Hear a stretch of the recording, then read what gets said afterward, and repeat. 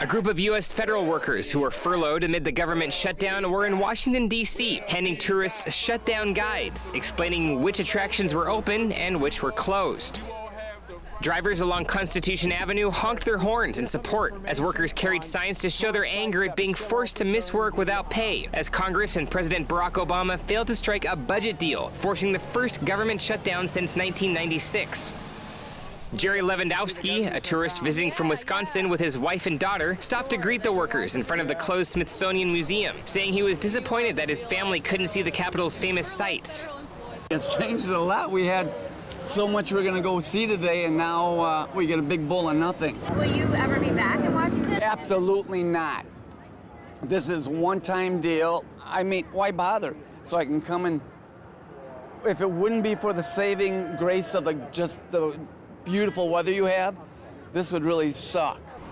The partial shutdown, which took effect at midnight on Monday after Republicans and Democrats were unable to agree on a short-term measure to keep the government operating, has thrown hundreds of thousands of federal employees out of work, shuttered landmarks like the Grand Canyon, and prevented some cancer patients from receiving cutting-edge treatment.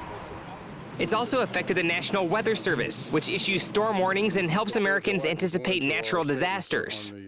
I work for the National Weather Service as a meteorologist. As Senator Mikulski said, I have 2 master's degrees, one in meteorology and one in physical oceanography, so that would be most qualified for this position. I build and develop the models that predict storm surge from events like Sandy that hit us last October and is still very much in the hearts of many of us. And yet, I'm not able to do my job. I'm furloughed. I can't go to work. So if something should happen during the rest of our hurricane season, I'm like the rest of the Americans, furloughed and unable to do their job.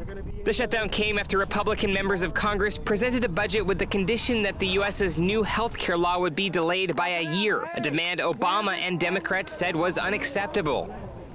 The president and members of Congress are expected to continue meeting this week to hammer out a deal to get the more than 800,000 federal employees back to work, although so far neither side has shown any signs of backing down on their demands.